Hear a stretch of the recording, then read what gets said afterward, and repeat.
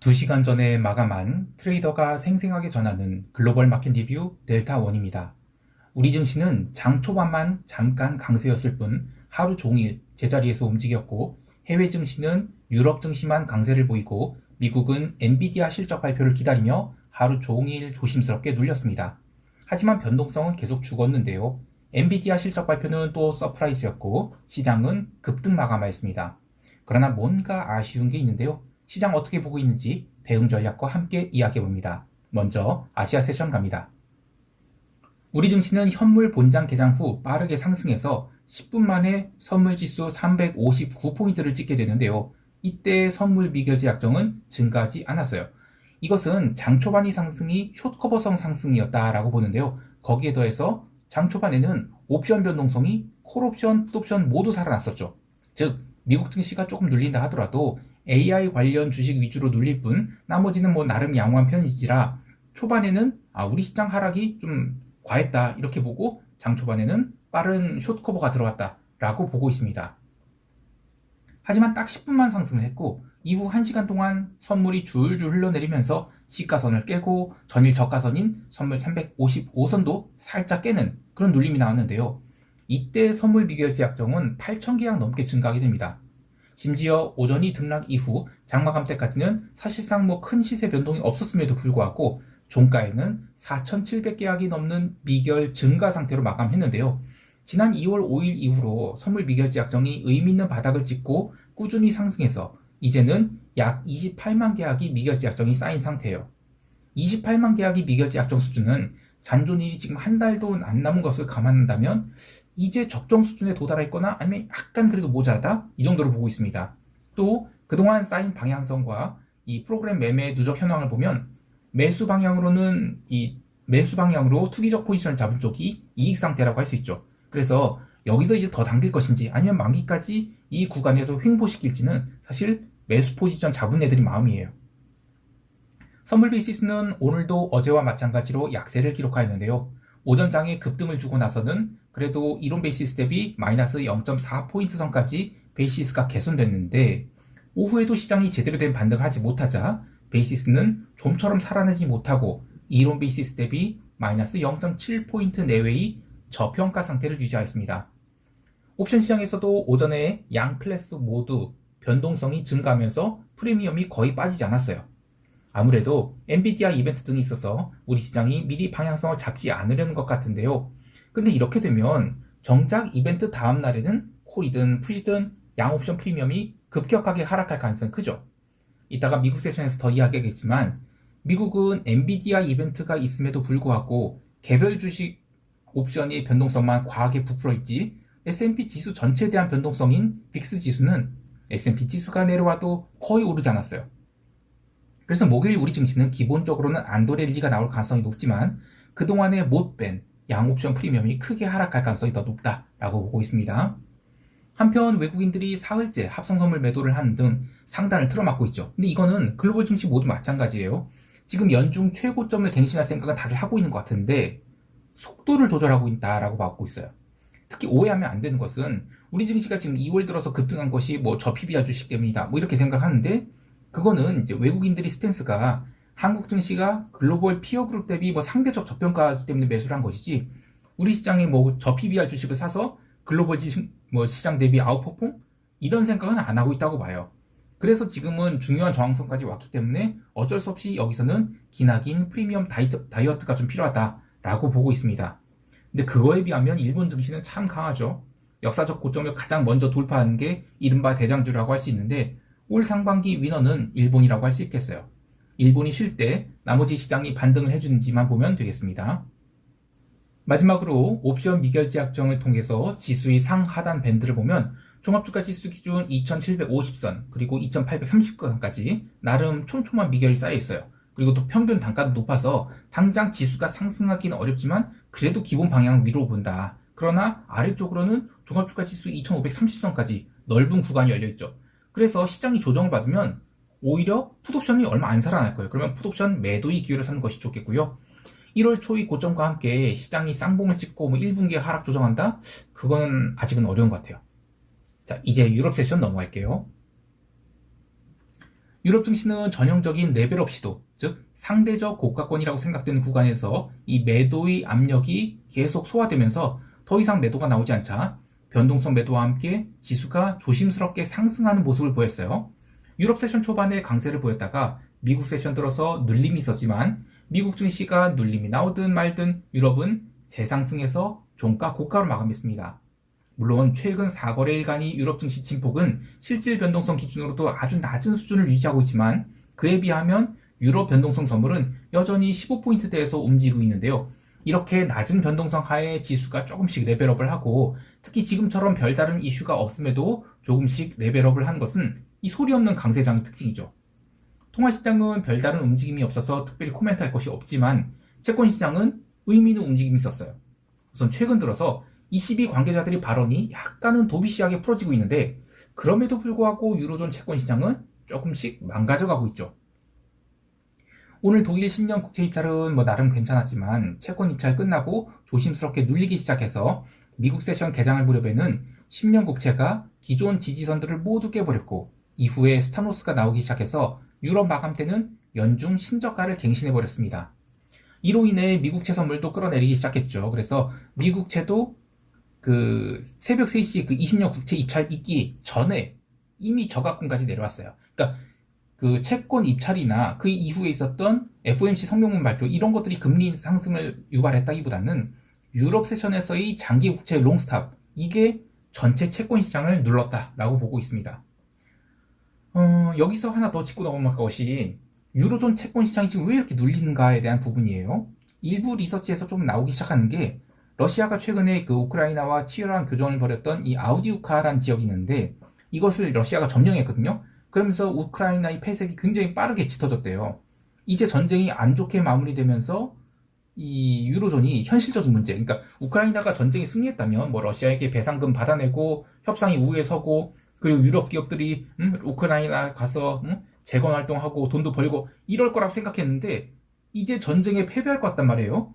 그러면 젤렌스키가 실각할 가능성이 높고 그리고 친러시아 계열 정부가 들어설 가능성이 높아지죠. 그러면 유럽이 이 전쟁에 막대한 방산 물자 투입하고 또 지원한 것이 이건 무효에 돌아갈 가능성이 높은 거예요. 그래서 유로존 채권 발행이 급증할 수밖에 없는 거 아니냐 이런 얘기가 있는데 사실 저는 정치 관련된 이야기를 할 능력이 없어요. 그래서 제가 이 리서치에 대해서 평가를 할 수는 없지만 저는 상당히 의미 있게 느껴지더라고요. 그리고 또 이게 나중에는 유로와의 가치 변동과도 굉장히 관련이 있을 것 같아요. 그래서 지속적으로 팔로우 하도록 하겠습니다. 마지막으로 상품시 장을 보면 구리가 연속해서 숏커버를 보이면서 기술적 상승이 마무리되는 구간까지 다 왔고 에너지 가격은 오랫동안 눌린 이 천연가스가 처음으로 급반등했습니다. 기름은 유럽 세션 초반에 브렌트 기름이 80.8달러 선까지 눌린 등 눌림이 좀 강하게 나왔는데 아직까지는 그냥 기술적인 눌림 같아요. 그래서 미국 세션 가까워질수록 낙폭을 모두 만회해서 종가상으로는 플러스 마감했죠. 유가는 거의 지금 2주일가량 이 자리에서 방향성 탐색을 하고 있는데 금요일 새벽에 원유 재고 발표했거든요. 이때 만약에 브렌트 기름이 83달러 넘어선다 그럼 텍사스 기름은 79달러인데 여기를 이제 강하게 당겨 올린다 그러면 유가는 2월 말까지 텍사스 기준 82달러 선 그러니까 브렌트 기준으로는 한 85달러 넘어가는 그런 선까지도 올라올 것 같아요. 특히 최근 들어서 비달러 바스켓 올라오고 구리와 같은 산업재가 올라온 것을 유가는 아직 반영을 못하고 있죠. 그냥 제자리에 온 것뿐인데 저는 유가도 결국에는 하락 조정을 받을 것이다 이렇게 보고 있었는데 수요 회복이 아직 안 되고 있기 때문에 그렇게 보는 거죠. 그런데 단기적으로 만약에 여기저기에서 나오는 인플레이션 라운드 2다 이런 얘기가 나오면 유가가 레벨업을 할 수 있을 것 같아요. 근데 어쨌든 아직은 지금 옵션 만기가 끝난 지 얼마 안 됐어요. 그래서 그 기름 옵션, 양 옵션 프리미엄 굉장히 많이 붙어 있거든요. 그래서 기름 선물 매수를 한다 하더라도 콜 옵션 매도를 꼭 붙이면서 델타를 소극적으로 따라가는 것이 좋겠습니다.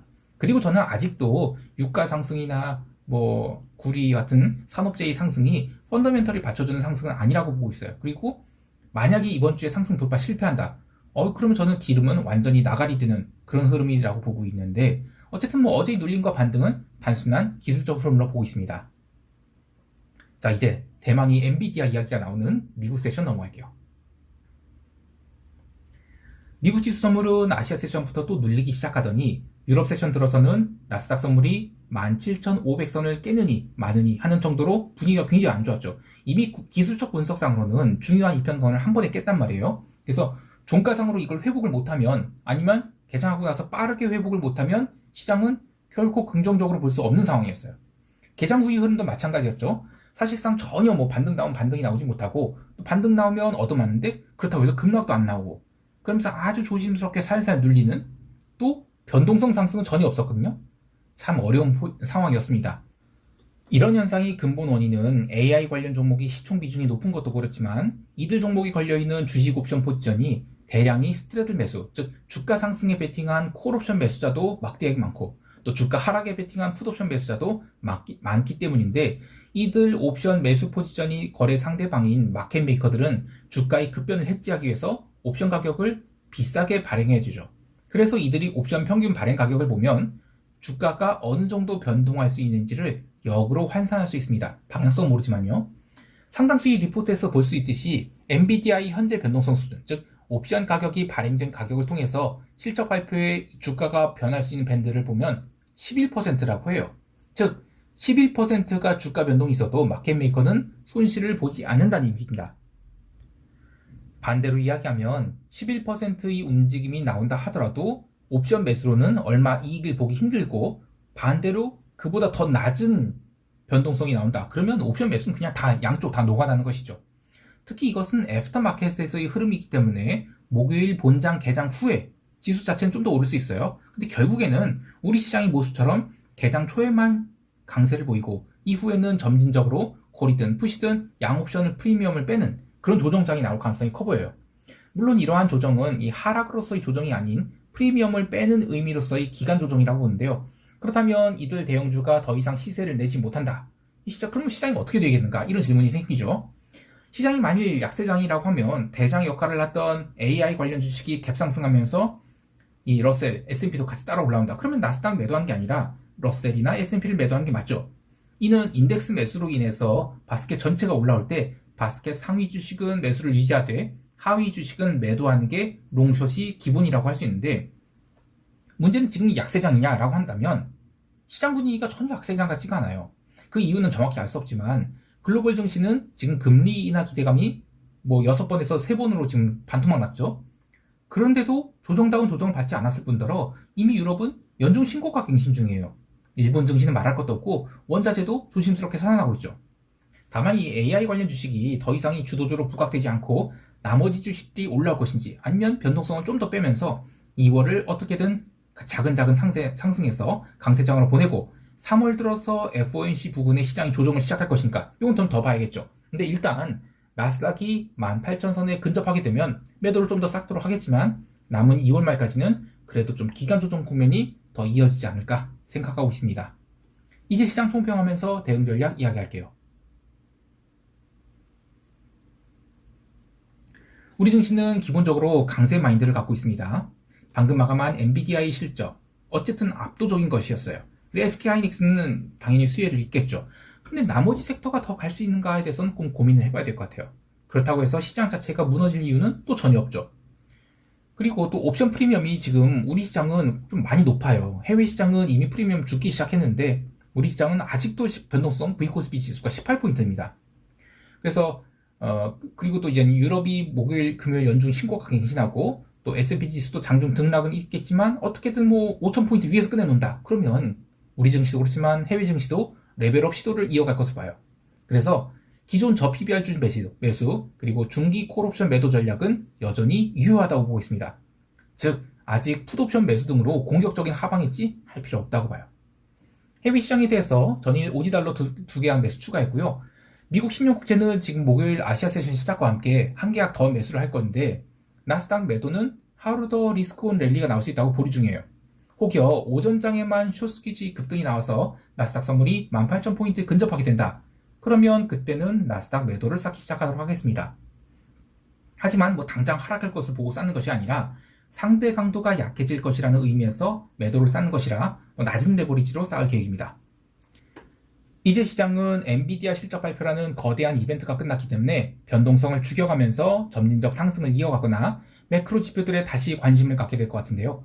이번 주에는 무게 있는 지표가 이제 없어요.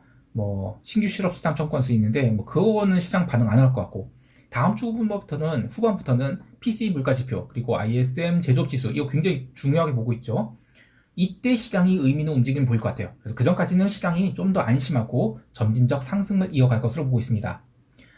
그리고 제가 그 이번 주 토요일까지만 이 채널에 영상을 업로드하고, 그리고 새로 유튜브 채널 기획하고 있거든요. 그쪽으로 안내하는 마지막 영상을 올릴 생각이에요. 그래서 그때까지 시청을 해주시고, 새로 개설하는 유튜브 채널에도 많은 관심 부탁드릴게요.